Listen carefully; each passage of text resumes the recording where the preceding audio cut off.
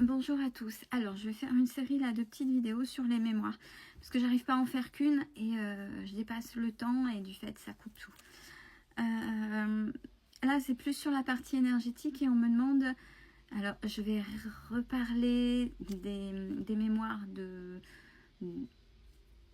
meubles d'héritage ou de choses transmises d'héritage. Et de brocante déjà dans un premier temps et je vais faire plusieurs vidéos parce que vous allez voir jusqu'où on peut aller au niveau des mémoires et on peut comprendre davantage de choses aussi. Alors, quand on va acheter un meuble en brocante ou quand on a un héritage en objet, qu'on le prend, qu'on le garde, sachez que vous prenez le meuble ou l'héritage, peu importe ce que vous avez gardé et que vous prenez, avec les mémoires de vie de là ou des personnes, parce que si c'est transmis de génération en génération, des personnes qui l'avaient avant. C'est-à-dire les bonnes comme les mauvaises mémoires. Dans une vie, on a tous des côtés, des moments très sombres, très bas, et qu'on veut s'en sortir, on est d'accord. Ben, tout ça, ça fait partie de la vie ou des vies avec laquelle ou lesquelles ont accompagné l'objet, peu importe l'objet, même bijou, peu importe, hein, un petit, grand, que vous prenez chez vous, que ce soit brocante ou héritage.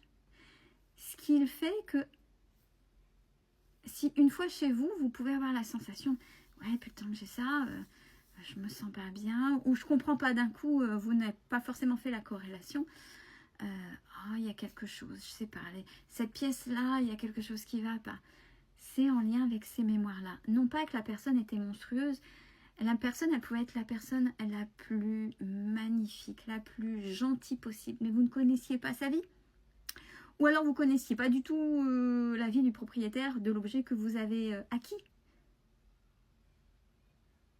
Et donc, vous avez ces mémoires. Alors, comment faire pour nettoyer? Alors, je sais que la sauge, le palo santo. Ouais, mais il n'y a pas que. Parce qu'il y en a qui n'achètent pas. Et on peut faire fumiguer la sauge ou le palo santo, de toute façon. Si derrière, il n'y a pas les intentions, vous faites juste de la fumée.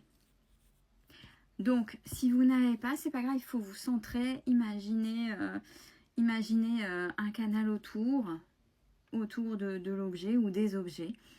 Et vous demandez la destruction totale et définitive des mémoires et des pollutions depuis la conception, parce que vous ne savez pas comment a été extrait ou acquis la matière première du fameux dit objet.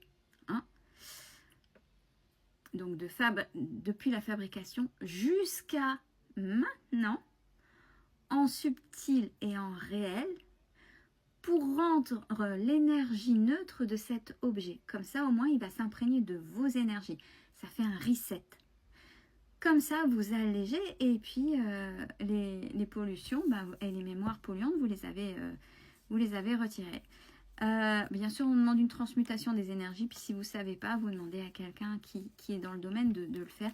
Mais c'est pas grand chose, c'est quelque chose qu'on devrait apprendre un peu tous les jours. Donc ça, c'est pour les objets anciens qu'on achète. Pourquoi des fois on dit, même dans les musées ou cet objet est maudit? Qu'est-ce qui s'est passé? Qui plus est quand il y a des objets où on a jeté un sort dessus et à chaque personne qui le rend, voilà. Si vous savez tout, ou pas.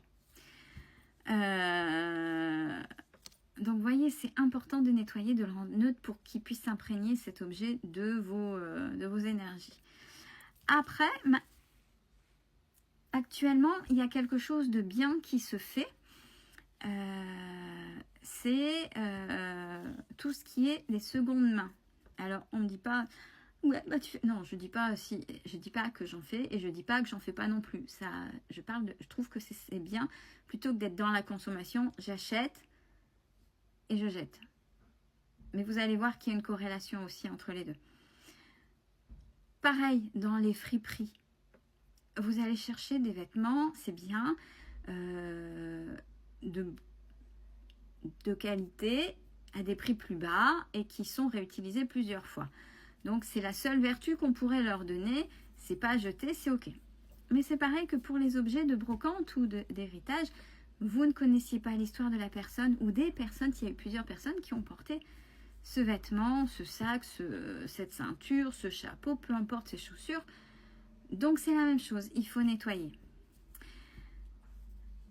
Mais c'est tout comme les vêtements que vous achetez, même si vous ne faites pas de friperie, de seconde main, peu importe. Et quel que soit le domaine, alors là je vais parler déjà du plus bas, du domaine le plus bas, du plus compliqué, du plus lourd à porter. Et vous allez comprendre pourquoi. Deux grosses chaînes qui permet, parce que l'économie étant, c'est comme ça, hein, chacun fait ce qu'il peut avec ce qu'il est, c'est facile d'acheter sur Chine ou Temu. On est d'accord. Ça permet de pouvoir changer, d'être à la mode. Après, je ne fais pas de discours politico-économique. C'est pas en ça que je veux revenir. Comment sont fabriqués ces objets? Alors, tout le monde est plus ou moins au courant. En plus, moi j'ai revu un reportage, donc déjà ce que je peux vous dire par rapport au reportage qui a été fait dessus. Après, il n'y a pas de jugement. Je ne juge pas, vous savez, vous faites ce que vous voulez. Mais c'est pour vous donner ce qu'il y a en mémoire dans ces objets, que ce soit vêtements, peu importe ce que vous achetez là-dessus.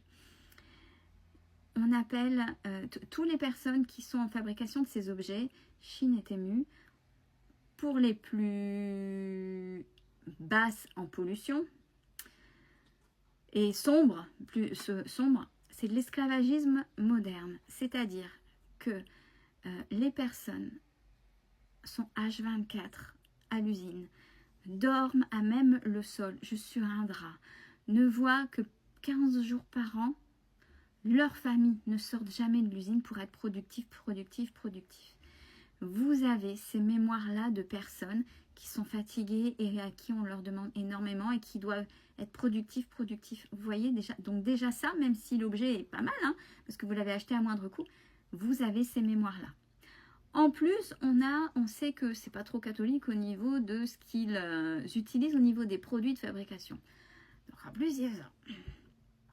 Donc la même chose, même si c'est du neuf et fabriqué, vous savez que vous l'avez en machine. Ouais, ok, parce que il y a déjà des produits, les premières couches de produits à enlever, c'est nécessaire. Mais il y a aussi le nettoyage énergétique. Alors oui, vous n'allez pas prendre vêtement par vêtement. Il suffit de prendre le package que vous avez. Surtout là, c'est les soldes. Donc ouais, on y va gaiement, puis on y va.